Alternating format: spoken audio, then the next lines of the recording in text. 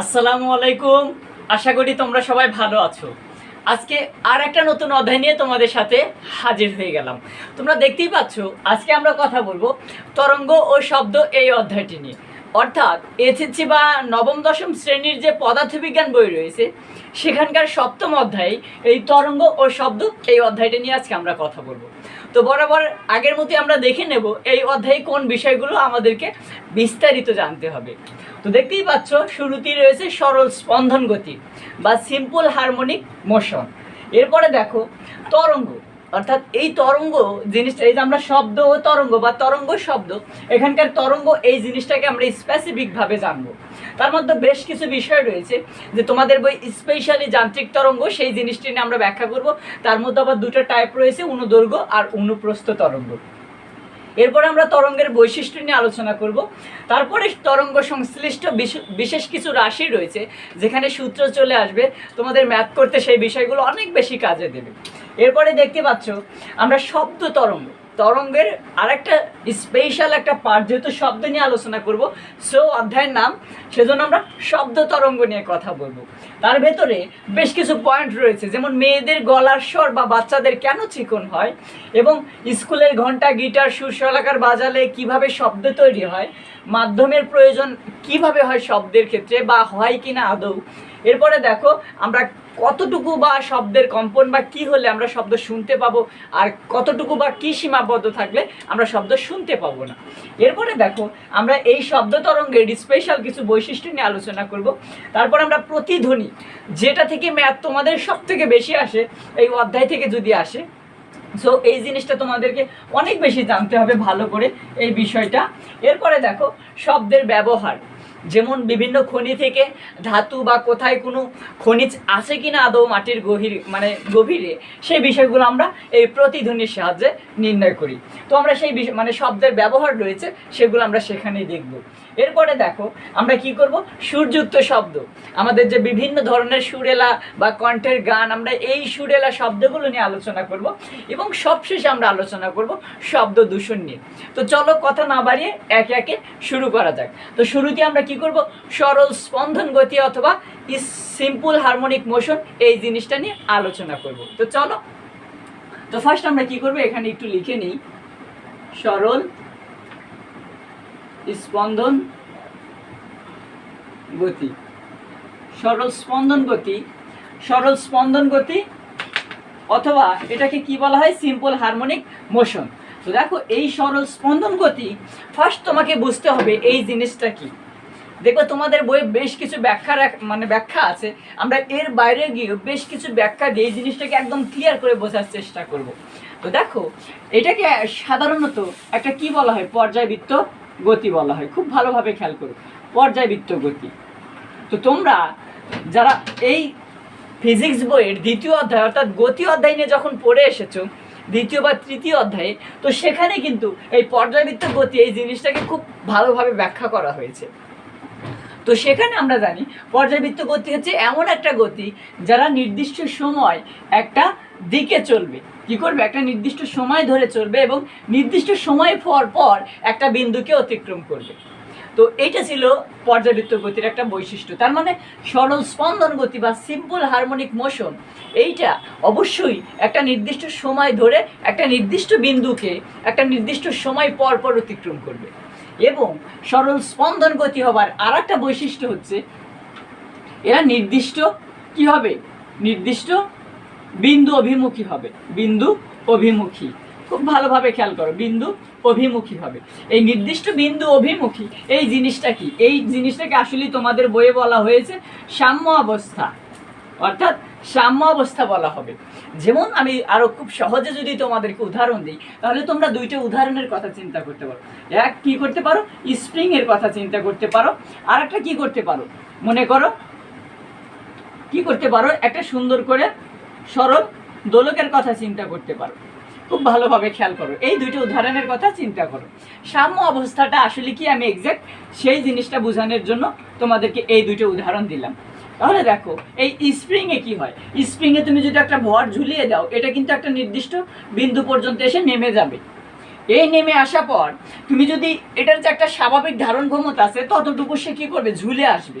কিন্তু মনে করে এটা স্প্রিংটা ঝুলে এতটুকু আসে, তখন তো এর মধ্যবর্তী লুপগুলো কী হবে, একটু ফাঁক ফাঁক হয়ে যাবে, কারণ দূরত্ব বেড়ে যাবে। তো দেখো তারপরে কি হয়, তুমি একটা ভরকে ঝুলালে একটা স্প্রিং স্বাভাবিকভাবে এতটুকু নিচে আসে, আমরা ধরে নিলাম এতটুকু সে দূরত্ব অতিক্রম করে। কিন্তু এর থেকে আরও যদি বেশি পরিমাণ তুমি কি করো, টেনে ছেড়ে দাও, তাহলে কি হবে, তাহলে দেখবা এই স্প্রিংটা একটু উপরে উঠে যাবে, এতে সে স্বাভাবিক যে অবস্থানে ছিল এখানের থেকে উপরে উঠে যাবে এবং আবার নিচে আসবে এবং আবার উপরে উঠবে, আবার নিচে নামবে, এভাবে কিন্তু চলতে থাকবে।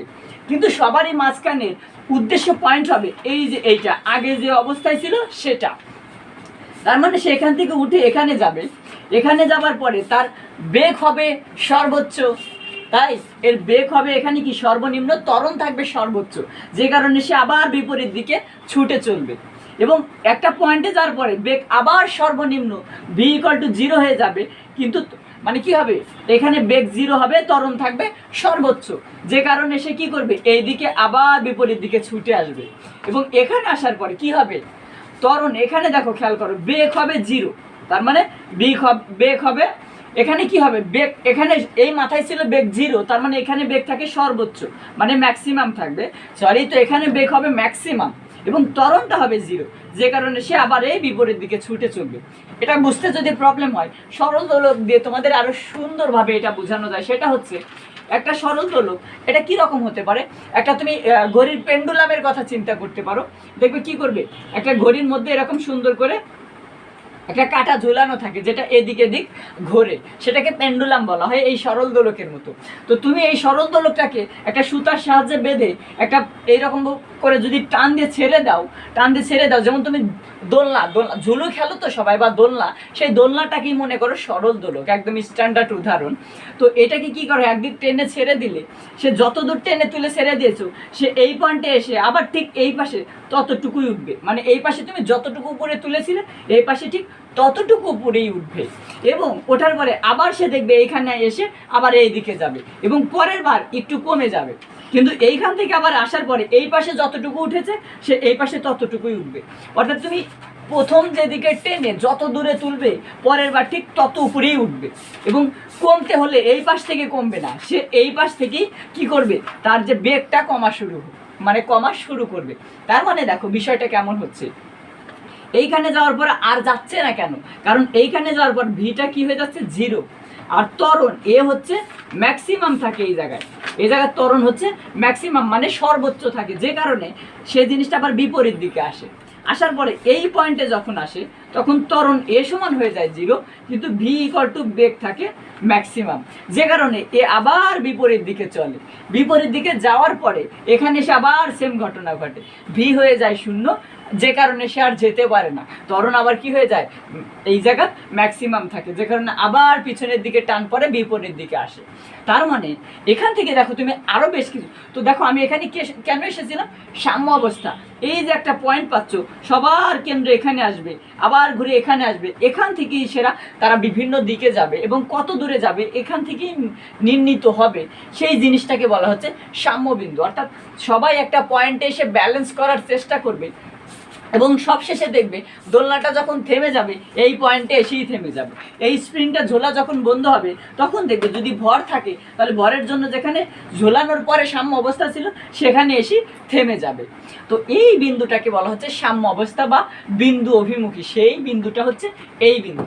এখন দেখো এখানে তুমি আরও বেশ কিছু বৈশিষ্ট্য ধরতে পারবে, সেটা হচ্ছে এটা একটা নির্দিষ্ট কি করছে দিকে যাচ্ছে এবং সেখান থেকে অর্ধেক সময় পরে আবার বিপরীত দিকে যাচ্ছে। তার মানে সরল স্পন্দন গতি কিন্তু আবার এরকম একটা বৈশিষ্ট্য যে তার গতি সময়ের অর্ধেক সময় একটা দিকে চলবে এবং বাকি সময়টা তার বিপরীত দিকে চলবে। এবং আরও একটা বৈশিষ্ট্য, তুমি যে দিকে বল দিচ্ছ, দেখো টেনে দিচ্ছ এদিকে, সে চলে আসছে এই দিকে, তার মানে তুমি এই যে দিকে বল দিচ্ছ তার সরণ হচ্ছে বিপরীত দিকে, তুমি এই দিকে বল দিচ্ছ, সরণ হচ্ছে এই দিকে। অর্থাৎ তুমি এই বল = আর একটা কি আমরা জানি m a is proportional - x, এই জায়গার যেহেতু কি মানে ভরটা কি এই জায়গায় ধ্রুব, ভর তো আর চেঞ্জ হয় না, সো এখান থেকে আরেকটা সম্পর্ক পাওয়া যায় x, অর্থাৎ ত্বরণ কি সরণের ব্যস্তানুপাতিক অথবা বল হবে কি সরণের ব্যস্তানুপাতিক। তার মানে সবসময় খেয়াল করো, এই সরল স্পন্দন গতিতে তুমি যেদিকে বল প্রয়োগ করবে সরণ তার বিপরীত দিকে হবে। এই মাইনাস মানে সরণের মান কমে যাওয়া না। আমরা ফিজিক্সে জানি মাইনাস, যেমন ধরো -3 = 3, এই জিনিসটা কিন্তু ফিজিক্সে লেখা যায়, কিন্তু অন্য সাবজেক্টে তুমি লিখতে পারবে না, কারণ তোমরা ওখানে ব্যাখ্যা পাবে -3 থেকে 3 অনেক বড়, সে এমন লেখা যাবে না, সেখানে এরকম কাটা দিতে হয়। কিন্তু তুমি এইখানে কি করতে পারবে, ফিজিক্সে -3 = 3 লিখতে পারবে, কারণ এই ফিজিক্সে কখনো -3 আর 3 এর মধ্যে ডিফারেন্স মানের দিক থেকে না, শুধুমাত্র দিক ভিন্ন বোঝায়। তার মানে -3 যেদিকে রোটেশন আর +3 রোটেশনটা তার বিপরীত দিকে। সেম F বা F ইজ প্রপোর্শনাল -x, তার মানে x যেদিকে হবে f তার বিপরীত দিকে। সেমভাবে A ইজ প্রপোর্শনাল -x, তার মানে সরণটা তার কোথায় হবে, যেদিকে হবে ত্বরণটা বিপরীত দিকে। তার মানে এটা কি, এটা কিন্তু সরণ মানে যেমন তুমি ভর রাখার ফলে যতটুকু ঝুলে গেছিল অথবা তুমি টান দিয়ে যতটুকু সরিয়েছিলে সেটাই হচ্ছে x। এবং সরল দোলকের ক্ষেত্রে তুমি যতটুকু টেনে যে ছেড়ে দিয়েছো এতটুকু, এইটুকুই হচ্ছে x। আর তুমি যে পরিমাণ শক্তি প্রয়োগ করেছো বা বল দিয়েছো সেটাই হচ্ছে f। তো এখন দেখো, তো এই বিষয়গুলো হচ্ছে কি সরল স্পন্দন গতির বৈশিষ্ট্য, এবং এইটার ভিতরে গিয়ে তোমাদেরকে আরও বেশ কিছু বিষয় বোঝানো হবে, যে একটা পর্যায়বৃত্ত বোঝানো হবে। তার মানে খেয়াল করো, এই সরল দোলকটা এই পয়েন্টে আসার পরে সে কিন্তু আবার এই পয়েন্টে আসবে, তাহলে এটাই কি একটা পর্যায়কাল? পর্যায়কাল কি সেটা আগে বোঝো। পর্যায়কাল হচ্ছে, এটাকে টি দিয়ে প্রকাশ করা হয়, বড় হাতের টি। আমরা কিন্তু এটা কোথায় পড়েছি, মাত্রায় পড়ে এসেছি, সময়ের মাত্রায় বড় হাতের টি পড়ে এসেছি। সো তোমাদেরকে বুঝতে হবে ওই টিটা আর এই টিটা সেম, কিন্তু ওইটা দিয়ে আমরা একটা জিনিস বুঝিয়েছি, এটা দিয়ে আর একটা জিনিস বুঝাচ্ছি। তার মানে এই পর্যায়কাল সবসময় এমন একটা জিনিসকে বুঝাবে, যেমন তুমি বৃত্ত দিয়ে সবচেয়ে ভালোভাবে বুঝতে পারো। যেমন বৃত্ত একটা পয়েন্ট থেকে আঁকা শুরু হয় এবং ঘুরে ঠিক সেম পয়েন্টই যদি আসে, যেমন আমি ওই পয়েন্টেই আসি, তার মানে যেখান থেকে শুরু ঘুরে যদি আবার ওইখানেই আসে, তখন কেবল একটা পূর্ণ যে কোনো একটা সাইকেল কমপ্লিট হয়, ওই পূর্ণ একটা চক্রকে সবসময় পর্যায়কাল বলা হচ্ছে। তার মানে খেয়াল করো, এইখান থেকে আমি যখন দিচ্ছি, এই দেখো এই দিক থেকে দিচ্ছি এবং এই দিকে আসছে, তাহলে কি এটা একটা পূর্ণ পর্যায়কাল হচ্ছে না, কারণ এ আবার এই দিকে যাবে, আবার এইখানে আসবে, তারপরেই কেবল একটা পূর্ণ কম্পন সম্পূর্ণ হবে। অথবা তুমি যদি এই মাথা থেকে ধরো, তাহলে এই মাথায় আবার ফিরে আসলে তখনই কেবল পূর্ণ কম্পন হবে, অর্থাৎ যে অবস্থা থেকে যাবে ওই অবস্থা দিয়ে আসতে হবে। যেমন দেখো খেয়াল করো, আমি কিন্তু এই দিক দিয়ে যাওয়া ধরতেছি, তার মানে একটা জিনিস আবার এই দিক দিয়ে যখন এই বিন্দুতে আসবে তখনই কেবল পূর্ণ কম্পন হবে। যেমন দেখো, আমি এই দিক দিয়ে যাচ্ছি, এখন আবার এই দিক দিয়ে আসতেছি, এটা কিন্তু উল্টো দিক, আমি যাওয়ার সময় গেলাম এই দিক দিয়ে, আমি বলেছি এই বিন্দুতে যখন এই দিক দিয়েই আবার আসবে তখনই কেবল পূর্ণ কম্পন হবে। দেখো আমি এই দিক দিয়ে যাচ্ছি, আবার এই দিক দিয়ে ফেরত আসছি, এই দিক দিয়ে কি আর আসিনি, আবার এই দিক দিয়ে যাচ্ছি, আবার এই দিক দিয়ে ফেরত আসছি। দেখো এই দিকটা আর এই দিকটা সেম, তার মানে একই দিক দিয়ে এই পয়েন্টে এসেছি, তার ফলে কেবল একটা পূর্ণ কম্পন হয়েছে। তার মানে আমি আরও একটা সিম্পল যদি তোমাকে উদাহরণ দিই, যেমন ধরো তরঙ্গ যখন পড়াবো, এই যে তরঙ্গ যখন আসবে তখন আরও ভালোভাবে বুঝবে, তো সেই জিনিসটা আমি এখানেই বলে দিচ্ছি। যে মনে করো একটা ঢেউয়ের কথা কল্পনা করো, তুমি সব সময় দুইটা জিনিসকে নেওয়ার পর যদি একটা বৃত্ত কাভার করে, যেমন এইটাকে আর এটাকে যদি একপাশে ধরো, তাহলে এটা কিন্তু এই যে একটা বৃত্ত কাভার করবে। তার মানে যেগুলোকে একত্রে করার পর একটা বৃত্ত বা একটা সাইকেলের মতো কমপ্লিট হবে, সেইটুকু দূরত্ব হচ্ছে কি, মানে ওইটুকুর জন্য যতটুকু সময় লাগবে সেটাই হচ্ছে পর্যায়কাল। সাপোজ এখান থেকে যেতে এখানে আসতে 4 সেকেন্ড লাগলো, সেই 4 সেকেন্ড হবে তার কি পর্যায়কাল। আর এতটুকু যদি 2 সেকেন্ড দেওয়া থাকে, তাহলে তোমার ডাবল করে নিতে হবে, কারণ এটা 2 সেকেন্ড, এটাও 2 সেকেন্ডই হবে। সো আশা করি পর্যায়কাল এই জিনিসটা তোমরা বুঝতে পেরেছো। এখন পর্যায়কালের সাথে দেখবে তোমাদের এই বইয়ে কম্পাঙ্কের একটা সম্পর্ক দেওয়া আছে, যে F = 1/t। তার মানে 1/t সময়ের এই পর্যায়কাল, তো পর্যায়কালের একক তো সময়ই হবে, তাই না? তার মানে কি পার সেকেন্ড হবে একক। এই পার সেকেন্ডকে আলাদা একটা ব্যবহারিক নাম দেওয়া হয়েছে, সেটাকে হার্জ বলা হয়, HZ। অর্থাৎ বিজ্ঞানী হার্জ এটা নিয়ে কাজ করেছিলেন, যে কারণে এটাকে একককে হার্জ বলা হয়। তাহলে পর্যায়কালের একক কি সেকেন্ড, আর কম্পাঙ্কের একক কি হার্জ। তাহলে খুব ভালোভাবে এখন দেখো মানে কম্পাঙ্ক কি, এই যে দেখো আমরা যে এইভাবে গেলাম আর আসলাম, এটাকে বলা হচ্ছিল কি পূর্ণ একটা স্পন্দন। তো প্রতি 1 সেকেন্ড সময়ে এরকম যতগুলো পূর্ণ কম্পন দেবে, পূর্ণ স্পন্দন দেবে, সেগুলোকে বলা হবে কম্পাঙ্ক।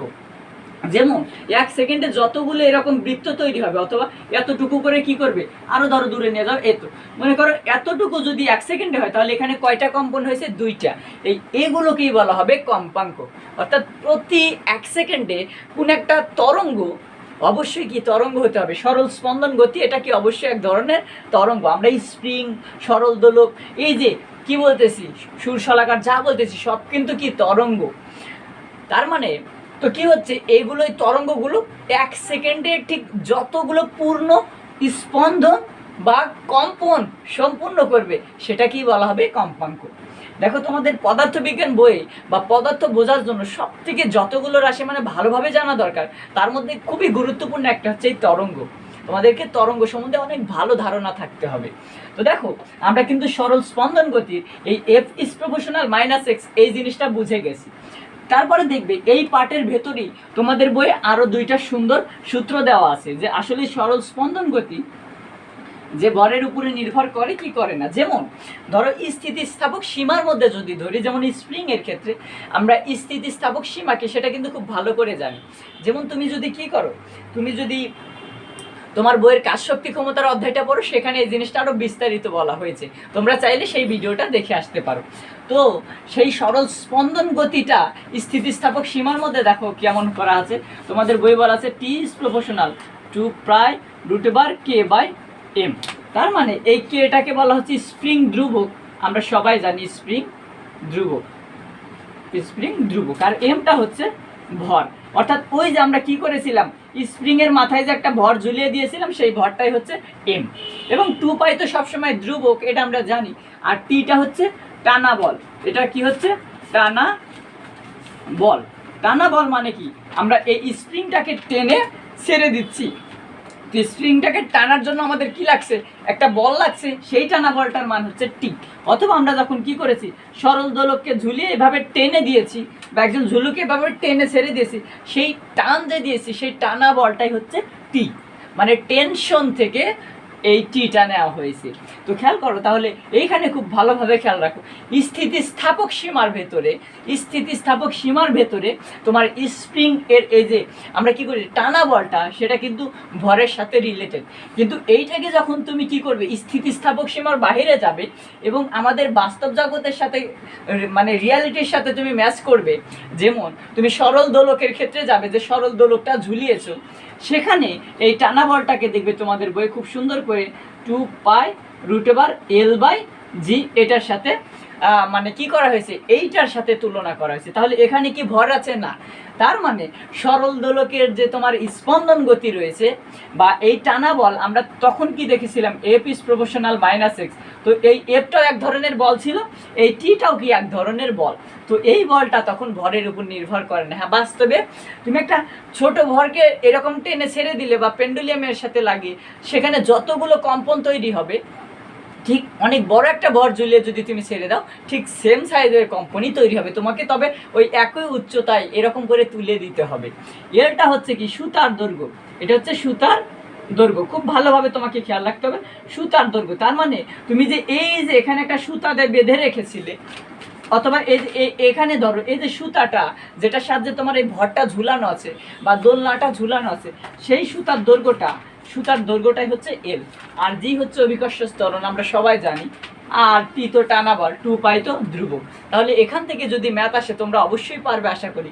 যেমন তোমাকে সুতার দৈর্ঘ্য দিয়ে দেবে, বলবে তাহলে কি পরিমাণ বল তোমাকে এই প্রয়োজন হয়েছিল, অথবা এই সুতার মধ্যে কি পরিমাণ টান বল কাজ করবে সেটা বের করতে পারবে, অথবা তোমাকে যে পরিমাণ টান কাজ করবে সেটা দিয়ে দিবে, তাহলে তুমি সুতার দৈর্ঘ্য বের করতে পারবে নিশ্চয়। কারণ এখান থেকে তখন কি করবে, উভয় পক্ষে বর্গ করে দিবে, তাহলে এই পাশে টি² হয়ে যাবে, এখানে 4π² আসবে, আর এখানে কি আসবে সাথে L/g। এখন আর গুণন করো, দেখো কি আসবে, টি² × g, আর এই পাশে 4π² L। তাহলে দেখো 4π² এই পাশে এসে ভাগ হয়ে যাবে, 4π² শুধু আমরা এখানেই করি, তার মানে টি² × g / 4π² = L থাকবে সুতার দৈর্ঘ্য। তাহলে তুমি কিন্তু এইভাবে খুব সহজেই বের করতে পারবে। আশা করি এভাবে যে কোনো ম্যাথ থাকলে তোমরা কি করতে পারবে, এগুলো খুব ভালোভাবে করতে পারবে যদি পরীক্ষায় সরল স্পন্দন গতি নিয়ে কোনো মানে MCQ আসুক, সৃজনশীল আসুক বা কোনো ব্যাখ্যা আসুক। আশা করি এই সরল স্পন্দন গতি জিনিসটা কি সেটা তোমরা বুঝতে পেরেছো। এখন আমরা তরঙ্গ নিয়ে আলোচনা করব। তো দেখো তরঙ্গ এই জিনিসটা আসলে এক্স্যাক্ট কি, এই জিনিসটা আমরা পুরো বোঝার চেষ্টা করব। সেটা হচ্ছে তুমি সহজভাবে আমরা তরঙ্গ বলতে কি বুঝি, যে ধরো পুকুরে একটা ঢিল ছোড়া হয়েছে, তারপরে দেখবে চারপাশে এই পাশে এরকম করে একদম কিনারে গিয়ে একটা ঢেউ লাগতেছে, আমরা এই ঢেউটাকে বলি তরঙ্গ। আসলে এক্স্যাক্ট এই ঢেউটাই যে শুধু তরঙ্গ এমন না, তুমি একটা শব্দ তৈরি করছো বা কেউ কথা বলছে তুমি সেটা শুনতে পাচ্ছ, সেটাও একটা তরঙ্গ। তুমি একটা দড়িকে দেখবে খুব সুন্দর করে একটা জায়গায় দড়ি বেঁধে সুন্দর করে টেনে ধরে কি করবে, এরকম একটা ঢেউ সৃষ্টি করার চেষ্টা করবে, দেখবে রশিটা এরকম হবে, তো সেখানেও কি হবে, একটা তরঙ্গের সৃষ্টি হবে। তো এরকমভাবে বিভিন্ন জায়গায় তরঙ্গ সৃষ্টি হতে পারে। তাহলে আমরা এক্স্যাক্ট তরঙ্গ কি সেটা দেখব। তাহলে তরঙ্গ হচ্ছে, দেখো তরঙ্গের জন্য একটা মাধ্যমের প্রয়োজন হতে পারে আর একটা মাধ্যম ছাড়াও হতে পারে, তবে তোমাদের বইয়ে যে তরঙ্গের কথা আলোচনা করা হয়েছে সেখানে শুধুমাত্র মাধ্যমের প্রয়োজন এমন তরঙ্গের কথা বলা হয়েছে। যেমন সেটা হচ্ছে যান্ত্রিক তরঙ্গ, অর্থাৎ যে তরঙ্গের কি হয়, খুব ভালোভাবে মনে রেখো, যে তরঙ্গ, তাহলে আমরা এখানেই লিখি, যে তরঙ্গ সঞ্চালনের জন্য, সঞ্চালন মানে কি, এক জায়গা থেকে অন্য জায়গায় যাবার জন্য মাধ্যমের প্রয়োজন হয় তাকে বলা হয় যান্ত্রিক তরঙ্গ। খুব ভালোভাবে খেয়াল করো। তাহলে যান্ত্রিক তরঙ্গ কি, যান্ত্রিক তরঙ্গ, যান্ত্রিক তরঙ্গ হচ্ছে এমন একটা তরঙ্গ যেটা এক জায়গা থেকে অন্য জায়গায় যেতে হলে সেখানে মাধ্যমের দরকার হয়। যেমন আমার কথা বলছি, তুমি সেই কথাটা শুনতে পাচ্ছ, তার জন্য কি অবশ্যই একটা মাধ্যমের দরকার হয়েছে। আমাদের এই কথা শোনার জন্য যে মাধ্যমটা কাজ করে সেটা হচ্ছে বায়ু মাধ্যম, তাই না? তো ঠিক সেমভাবে তুমি কি করবে, এই তো পানির ভিতরে যখন ঢেল ছোড়ো, সেই ঢেলটা কিন্তু কিনারায় এসে লাগে, তো সেখানে কি করে, এই তরল সেই জিনিসটা তোমার কি তরল একটা মাধ্যম, সেই মাধ্যমটা মাধ্যম হিসেবে কাজ করে। তো আসলে এক্স্যাক্ট তরঙ্গের সংজ্ঞা তাহলে কি হবে, দেখো প্রত্যেকটা ক্ষেত্রে তুমি যদি খুব ভালোভাবে সূক্ষ্মভাবে চিন্তা করো একটা বিষয় পাবে, সেটা হচ্ছে তরঙ্গ আসলে কি হচ্ছে। তরঙ্গ হচ্ছে শক্তি সঞ্চালন করছে, মানে এনার্জি বা শক্তি সঞ্চালন করছে, তার মানে কি শক্তিকে এক জায়গা থেকে অন্য জায়গায় নিয়ে যাচ্ছে। এবং কিভাবে নিয়ে যাচ্ছে, এই শক্তিটাকে পুরা উঠিয়ে এখানে এসে ছেড়ে দিচ্ছে আদৌ কি না, কারণ এই তরঙ্গ ঠিক এইভাবে শক্তি সঞ্চালন করছে, সেটা হচ্ছে কম্পনের মাধ্যমে। খুব ভালোভাবে খেয়াল করো, সেটা হচ্ছে কি স্পন্দনের মাধ্যমে, যে কারণে প্রথম টপিকটার নাম ছিল স্পন্দন। আমাদেরকে আগে স্পন্দন জিনিসটা বুঝিয়ে নিয়ে আসা হয়েছে। সেটা হচ্ছে দেখো, এই তুমি ঢেউয়ের কথাই কল্পনা করো, এখানে কিন্তু অসংখ্য পানি আছে পুকুরে, তো কি হয়, এখানে যখন ঢিল ছুরি, এই পানির কোনাটাই কি কিনারে এসে আঘাত করে না, কখনোই না, বরং যেখানে ঢিল ফেলি সেই পানির কোনাটা কম্পন দেয়, কাঁপাকাঁপি শুরু হয়, সেই পানির কোনাটা তার পাশের পানিকে আবার ধাক্কা দেয়, সেই পাশের পানির কোনাটা আবার তার পাশের পানির কোনাকে ধাক্কা দেয়। এরপর এইভাবে প্রত্যেকেই কি করে, এই একটা কণা তার সামনের কণাকে ধাক্কা দেয়, এই কণাটা তার সামনের কণাকে ধাক্কা দেয়, এই কণাটা তার সামনের কণাকে ধাক্কা দেয়। অর্থাৎ যেখান থেকে তরঙ্গের উৎপত্তি হয় সেই কণাটা প্রথমে কম্পিত হবে এবং সে তার জায়গা একটুও পরিবর্তন করবে না, কি করবে না, একটু চেঞ্জ করবে না, শুধু তার পাশের কণাগুলোকে কি করবে, তার প্রভাবে কম্পিত করবে এবং সেই একটা দোলনের সৃষ্টি হবে। সেই ঢেউ বা দোলনটা একের পর এক তার সামনের কণাগুলোকে ধাক্কা দেবে। যেমন তোমরা কি করো, যদি অনেকগুলো ইট এরকম পাশাপাশি গায়ের সাথে গা লাগিয়ে সাজিয়ে দেখো, অনেকে হয়তো এই মজাটা করে থাকবে, তো এই একটা ইটকে যদি টোক্কা দাও, দেখবে একটা ইট আর একটা ইটকে হেলান দিয়ে কী করছে, ধাক্কা দিয়ে একদম শেষের ইটটাকে ফেলে দিচ্ছে এবং সবগুলো শেষে পড়ে যায়। যদিও এখানে দেখা যায় বস্তুর অবস্থাটা কিন্তু একটু চেঞ্জ হয়, যে ইটগুলো হেলে নিচের দিকে পড়ে যায়। আমি শুধু জাস্ট এক্স্যাক্ট এটা বোঝাচ্ছি যে একটা কণা, একটা ইট কীভাবে একটার সাথে আর একটা ধাক্কা দিয়ে শেষের ইটটাকে ফেলে দেয়, ঠিক সেমভাবে এখানে কণাগুলো জাস্ট অবস্থা পরিবর্তন না হয়ে একটু কম্পিত হয়ে এই সেমভাবে শেষের কণাটাকে ধাক্কা দিয়ে পুকুরের কিনারায় আঘাত করায়। তো সেমভাবে তাহলে দেখো তরঙ্গের সংজ্ঞা কী হয়। তাহলে তরঙ্গ হচ্ছে এমন একটা, তাহলে তরঙ্গ কিভাবে সংজ্ঞা দেওয়া যায়, তরঙ্গ হচ্ছে এমন একটা বিষয় বা এমন একটা প্রক্রিয়া যার মাধ্যমে শক্তি সঞ্চালিত হবে। তাহলে শক্তি সঞ্চালনের জন্য একটা মাধ্যমের প্রয়োজন হয়। তাহলে কি কোন একটা মাধ্যমে যখন শক্তি সঞ্চালিত হয় এবং সেই শক্তি সঞ্চালনের জন্য এর সাথে সংশ্লিষ্ট রাশির অণু বা পরমাণুগুলো শুধু কম্পিত হবে, শুধুমাত্র কম্পিত হয়ে নিজেরা নিজেদের জায়গা একটু পরিবর্তন না করে, তার মানে অনুপরমাণুগুলো নিজেদের অবস্থা পরিবর্তন না করে কম্পিত হয়ে পার্শ্ববর্তী কণাকে এর প্রভাবে কম্পিত করে শক্তি এক জায়গা থেকে অন্য জায়গায় কোনো একটা মাধ্যমে সঞ্চালন করার প্রক্রিয়াটাকেই বলা হচ্ছে তরঙ্গ। আশা করি এই সংজ্ঞাটা তোমরা তোমাদের মতো করে দিতে পারবে। এখন দেখো, এই যে আমরা জানি তাহলে যান্ত্রিক তরঙ্গ কি, তার জন্য অবশ্যই মাধ্যম। এখন এই যান্ত্রিক তরঙ্গকে আবার দুইটা ভাগে দেখবে তোমাদের বইয়ে ভাগ করা আছে। দেখো আমরা একটু সেই জিনিসগুলো দেখি। তো যান্ত্রিক তরঙ্গকে কি করা হচ্ছে, দুইটা ভাগে ভাগ করা হয়েছে। একটা বলা হচ্ছে লম্বিক তরঙ্গ। কি বলা হচ্ছে? লম্বিক তরঙ্গ। তার মানে কি, এই লম্বিক তরঙ্গের আরেকটা নাম আছে অনুদৈর্ঘ্য তরঙ্গ। দেখো অনুদৈর্ঘ্য তরঙ্গ কেন বলা হচ্ছে আমরা একটু পরে দেখব। তাহলে এটা কি? যান্ত্রিক তরঙ্গ। যান্ত্রিক তরঙ্গ দুই প্রকার। আর একটা কি? অনুপ্রস্থ।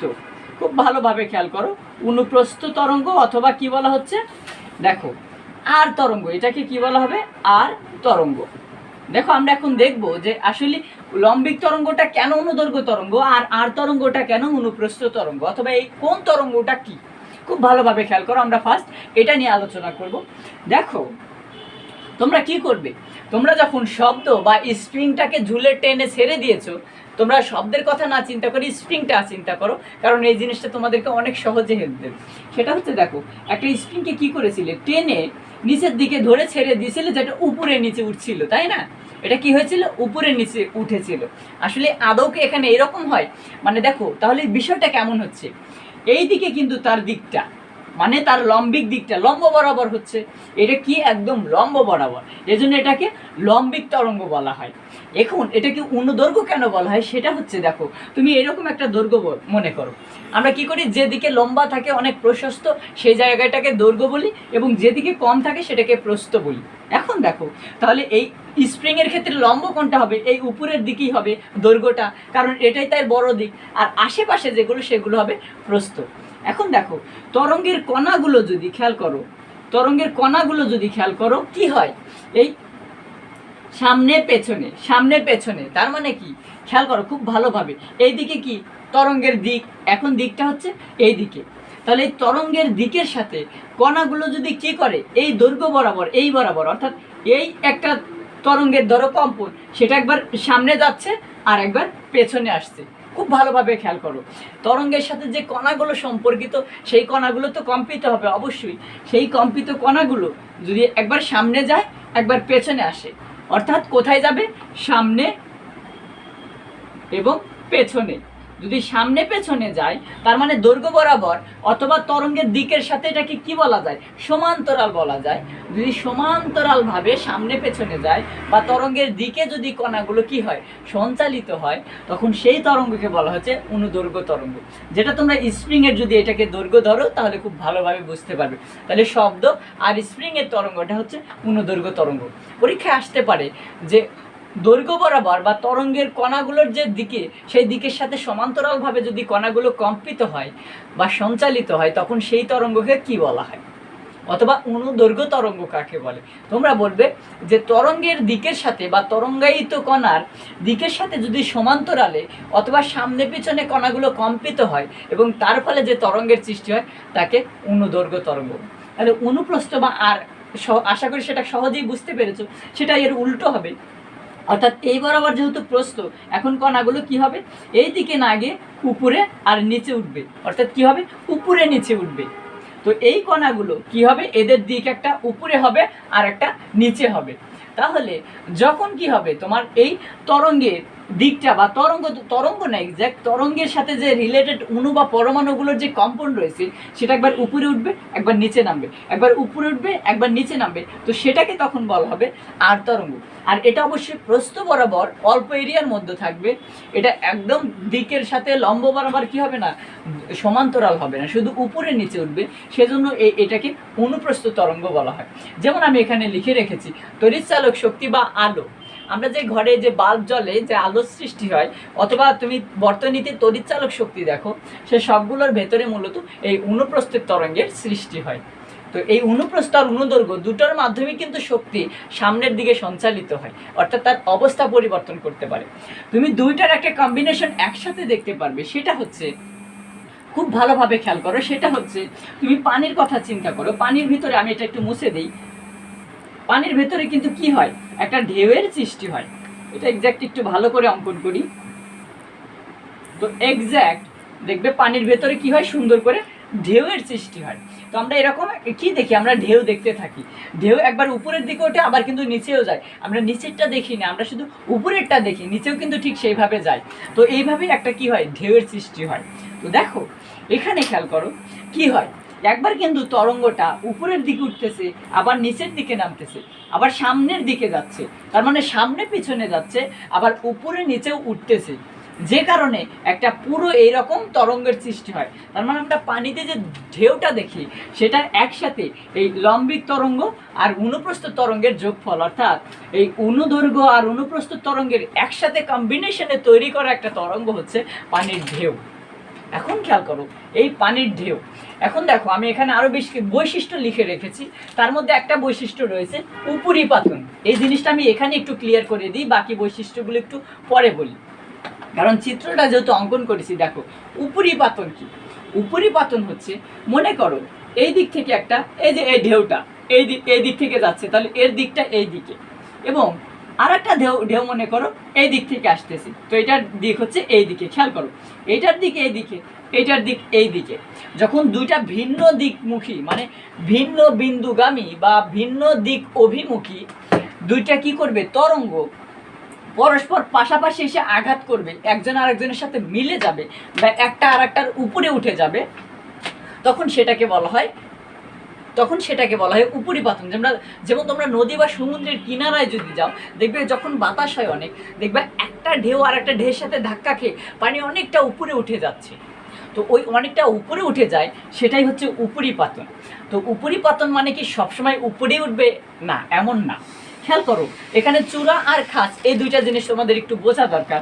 এই যে তরঙ্গ একটা দিকে যাচ্ছে, একটা দিকে, এই জিনিসটাকে আমরা যখন তরঙ্গ সংশ্লিষ্ট রাশি নিয়ে কথা বলবো তখন বুঝবে যে কোনো একদিকে হয় এই সমান্তরাল দিকটার এই পাশে, না এই পাশে, মানে যে কোনো একদিকে যে বিন্দুটা সর্বোচ্চ, এই যে এই বিন্দুটাই সর্বোচ্চ, এই বিন্দুটাই সর্বোচ্চ, সেই সর্বোচ্চ বিন্দুটাকে বলা হয় তরঙ্গ চূড়া, এটাকে বলা হয় চূড়া। আর নিচের দিকে সর্বোচ্চ যেটা যায় সেটাকে বলা হয় খাঁজ।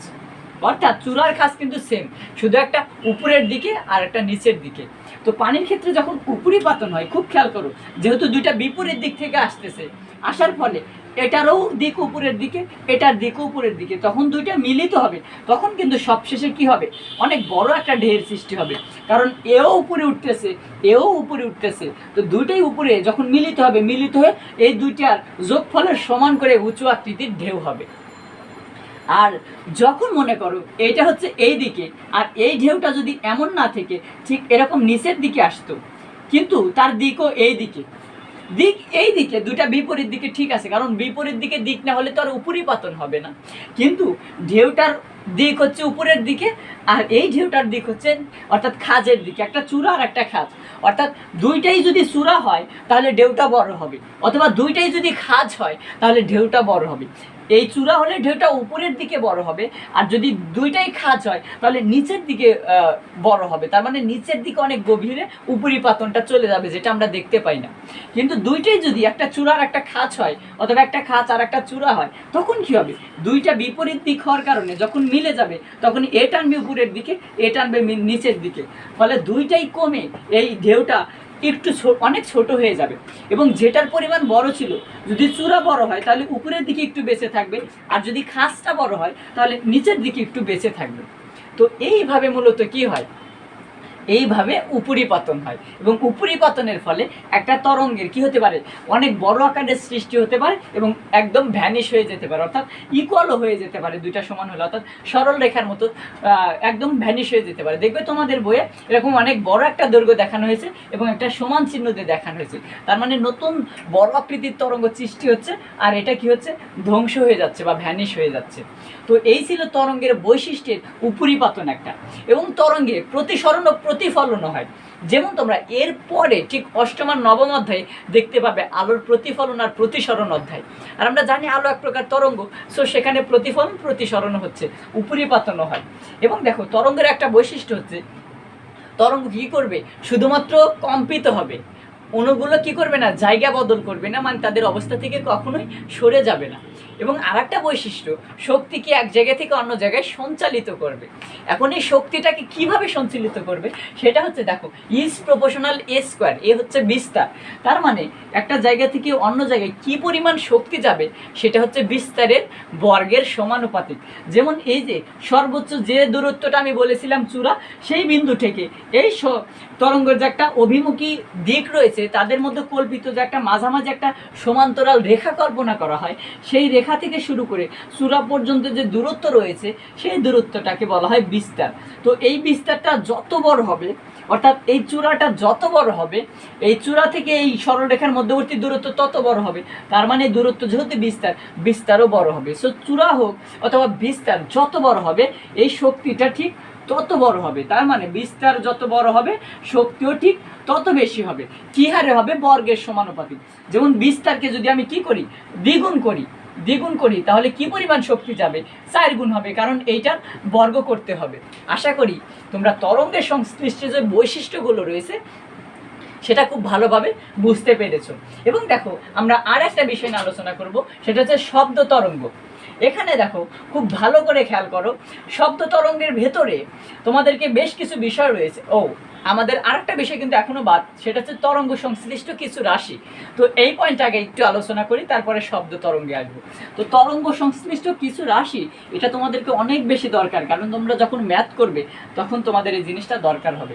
একটা দেখো আমি কি লিখে রেখেছি, টি রয়েছে, ভি রয়েছে, এফ রয়েছে, ল্যামডা রয়েছে, এ রয়েছে। তোমাদের বই মূলত এই জিনিসগুলোই বেশি দরকার। এবং আর একটা দূরত্ব হবে, দূরত্ব, যেটা তোমরা প্রতিধ্বনিতে গিয়ে খুব ভালো করে দেখবে। দেখো টিটা কি, টিটা আমরা জানি পর্যায়কাল, টিটা হচ্ছে পর্যায়কাল, খুব ভালোভাবে খেয়াল করো, পর্যায়কাল। ভিটা হচ্ছে বেগ, আর এফটা হচ্ছে কি, কম্পাঙ্ক, এবং ল্যামডাটা হচ্ছে তরঙ্গ দৈর্ঘ্য। খুব ভালোভাবে খেয়াল করো, তরঙ্গ দৈর্ঘ্য। এবং এটা হচ্ছে কি, বিস্তার, এবং এইটা হচ্ছে দূরত্ব। খুব ভালোভাবে খেয়াল করো, দূরত্ব। তো দেখো এই জিনিসগুলো আমাদেরকে এখন একটু একটু করে জানতে হবে। তো কি করব, দেখো আমরা তো পর্যায়কাল জানি, যেমন আমরা যদি কি করি, একটা তরঙ্গ দিয়ে সবগুলোকে বুঝাই, খুব কমপ্লিট করে ভালো করে বোঝানো যাবে। তো এরকম করে টান দাও। তো দেখো পর্যায়কাল কি, আমরা জানি এই জিনিসটা কি করেছে, এই দিক থেকে উঠে গেছে, তাই না, এরকম একটা দিক ছিল, উঠে দেখো এইখান থেকে ঠিক আবার এই নিচ থেকে এখানেই উঠেছে। আমি সবসময় বলেছি যে দিক থেকে তুমি পয়েন্টটা দেখবে, আবার যখন ওই দিক থেকে ওই পয়েন্টে আসবে, তখন এই শুরুটা শেষটার মধ্যবর্তী দূরত্বকে বলা হবে একটা কি, যে সময়টা লাগবে সেটাই পর্যায়কাল। তার মানে আরেকটা সহজ ফর্মুলা বলেছিলাম, দুইটাকে যদি একত্রে করার পর বৃত্ত কমপ্লিট হয়, তখন এই দুইটার মধ্যবর্তী দূরত্ব অতিক্রম করতে যতটুকু সময় সেটাই পর্যায়কাল। তার মানে এখান থেকে শুরু করে এখানে আসতে যতটুকু সময় লাগবে সেটাই হচ্ছে পর্যায়কাল। তাহলে এটাকে বলে, অথবা তুমি ঘড়ির কাঁটা 12টা থেকে শুরু করে আবার ঘুরে ঘুরে ঘুরে ঘুরে যখন এই 12টাতে আসে, তখন সেটাকে বলা হয় পর্যায়কাল। এখন কম্পাঙ্ক মানে এই একটা পর্যায়কালের মধ্যে যতটা কম্পন তৈরি হয়, অথবা সহজ আরো সুন্দরভাবে যদি জানো তাহলে 1 সেকেন্ডে, এখানে শর্ত হচ্ছে 1 সেকেন্ডে, অবশ্যই 1 সেকেন্ডে এরকম যতগুলো পূর্ণ কম্পন হবে, যতগুলো পর্যায়কাল তৈরি হবে, তার মানে এই পর্যায়কালকে বলা হয় হচ্ছে একটা পূর্ণ কম্পন। তাহলে 1 সেকেন্ডে যতগুলো পূর্ণ কম্পন তৈরি হবে তাকে বলা হয় কম্পাঙ্ক। এখন দেখো বেগ হচ্ছে এই যে একটা পূর্ণ কম্পন দিলে একটা দূরত্ব অতিক্রম করছে, মানে এখান থেকে শুরু করে এইখান পর্যন্ত, এটা একটা কি আছে, দূরত্ব। এই যে দূরত্ব অতিক্রম করছে, এই দূরত্বটা অতিক্রম করতে কি করেছে, একটা গতিতে গেছে, সেই গতিটাকে বলা হচ্ছে বেগ। অর্থাৎ যে স্পিডে, যে গতিতে এই দূরত্বটা অতিক্রম করে 1 সেকেন্ডে, মানে প্রতি সেকেন্ডে একটা তরঙ্গ যতটুকু দূরত্ব অতিক্রম করে তাকে বেগ বলে। আর এই দূরত্বটাকে বলা হয় তরঙ্গ দৈর্ঘ্য বা ল্যামডা। তার মানে তরঙ্গ দৈর্ঘ্য দিয়ে যদি বেগের সংজ্ঞা দাও, তাহলে 1 সেকেন্ডে ঠিক যতটুকু তরঙ্গ দৈর্ঘ্য হয় তাকে বলা হয় বেগ, কারণ যে দূরত্ব অতিক্রম করে সেটাই তো তরঙ্গ দৈর্ঘ্য। তো 1 সেকেন্ডে যতটুকু দূরত্ব অতিক্রম করে সেটা কি হচ্ছে, কি বলে, একটা পূর্ণ কম্পনের মাধ্যমে। অবশ্যই তরঙ্গ দৈর্ঘ্য হতে গেলে অবশ্যই কি হতে হবে, একটা পূর্ণ কম্পন হতে হবে। তো 1 সেকেন্ডে একটা পূর্ণ কম্পন দিলে যতটা দূরত্ব যায় সেটা হচ্ছে কি 1 সেকেন্ডই হতে হবে এমন না, তরঙ্গ দৈর্ঘ্যের জন্য কিন্তু 1 সেকেন্ড এটা মেইন বিষয় না। তোমার মেইন বিষয় হচ্ছে একটা পূর্ণ কম্পন সম্পূর্ণ করলে যতটুকু দূরত্ব যায় সেটাই তরঙ্গ দৈর্ঘ্য। খুব ভালোভাবে খেয়াল করো যে 1 সেকেন্ড না, শুধুমাত্র পূর্ণ কম্পন সম্পূর্ণ করলে যেটুকু দূরত্ব হবে সেটা তরঙ্গ দৈর্ঘ্য। আর 1 সেকেন্ডে যতগুলো পূর্ণ কম্পন তৈরি হবে তখন 1 সেকেন্ড মাস, সেটাকে বলা হবে কম্পাঙ্ক। আর এই তরঙ্গ দৈর্ঘ্যের কারণে যতটা দূরত্ব অতিক্রম করতেছে সেই দূরত্ব অতিক্রম করার জন্য যে গতিতে যাচ্ছে সেটা হচ্ছে বেগ। আর পর্যায়কাল তো আমরা জানি। এখন হচ্ছে দশা মানে বিস্তার। বিস্তার হচ্ছে কোনো একটা দিকে, যে কোনো একদিক, হয় উপরে নাই নিচে, সর্বোচ্চ যে বিন্দুটা অতিক্রম করেছে সেই বিন্দুটাকে বলা হচ্ছে বিস্তার। মানে ওই বিন্দু আর সমান্তরাল রেখার মধ্যবর্তী দূরত্ব। আর ডি, দেখো ডি হচ্ছে দূরত্ব। এই অনেকটা তরঙ্গ দৈর্ঘ্যের মতো এই দূরত্বটা হিসাব করা হবে শব্দের ক্ষেত্রে। এখানে তরঙ্গ দৈর্ঘ্য ব্যবহার করা হবে আর শব্দের ক্ষেত্রে দূরত্ব ব্যবহার করা হবে। তো দেখো এই জিনিসগুলো ছিল এই। আরেকটা রয়েছে, আরেকটা নাম পাবা দশা। বিস্তারের সাথে দশার অনেকটাই মিল রয়েছে। সেটা হচ্ছে আমি সর্বোচ্চ বিন্দুতে ধরলাম, সেটাকে বলা হয় বিস্তার। কিন্তু দশা হচ্ছে তুমি যে কোনো, মনে করো এটা 5 সেকেন্ডের সময় এসেছিল, এখন 6 সেকেন্ড, 7 সেকেন্ড, 7.4 সেকেন্ড, অর্থাৎ যে কোনো সময়ে তুমি এই তরঙ্গটার যে কোনো একটা অবস্থা নির্ণয় করতে চাচ্ছ। মনে করো তুমি 7 সেকেন্ডে একটা অবস্থা নির্ণয় করতে চাচ্ছ, তো 7 সেকেন্ডে তরঙ্গটা এখানে আসে। তো এই যে কোনো মুহূর্তে তরঙ্গের যে একটা অবস্থান, সেই অবস্থানটাকে বলা হয় দশা। তো দশা বোঝার জন্য আরও অনেক ভালোভাবে তুমি একটা উপায় আছে, সেটা হচ্ছে কোণ বুঝতে হবে তোমাকে। প্রত্যেকটা অবস্থার জন্য কিন্তু ভিন্ন ভিন্ন কোণ আছে। তো এইটা নিয়ে তোমাদের পরবর্তী ক্লাসে যখন তোমরা ইন্টারমিডিয়েট উঠবে তখন এই দশার তোমরা ম্যাথ করবে, সেখানে দশার ম্যাথ থাকবে। সো শুধু এতটুকু মনে রাখো যে যে কোনো মুহূর্তে তরঙ্গের অবস্থাটা যে রাশির মাধ্যমে ব্যাখ্যা করা হয় সেটাকে দশা বলা হয়। তো এই ছিল তরঙ্গ সংশ্লিষ্ট রাশি। দেখো ভিডিওটা মোটামুটি অনেক বড় হয়ে গেছে, তাই আমরা কি করতে চাচ্ছি, আমরা চাচ্ছি যে আমরা এই পরের পার্টগুলো নিয়ে আমরা সাধারণত পরে একটা ভিডিও তৈরি করব। তো সেখানে আমরা 4 থেকে এই 8 নাম্বার পয়েন্ট পর্যন্ত আলোচনা করব, কারণ সেখানে এত বেশি কি নেই। আমরা এই তরঙ্গ আর তরঙ্গ সংশ্লিষ্ট রাশি বা এখানে যে বিষয়গুলো রয়েছিল সেই অত বড় ব্রড বিষয় নেই, শুধু প্রতিধ্বনি ছাড়া। তো এই জন্য ওই ভিডিওটাতে আমরা কি করব, এখন যদি এটা কন্টিনিউ করি তাহলে ভিডিওটা আরও অনেক বড় হবে। তো আমরা কি করব, পরে আর একটা পার্ট তৈরি করব। তো তোমাদের প্রতি রিকোয়েস্ট, আমরা পরের পার্টটাতে 4 নম্বর পয়েন্ট থেকে 8ম পার্ট পর্যন্ত আলোচনা করব। তো সেই পার্টটা দেখার রিকোয়েস্ট করে আজকে এখানেই শেষ করছি। তোমাদের জন্য অনেক অনেক শুভকামনা রইল। Tata, good bye.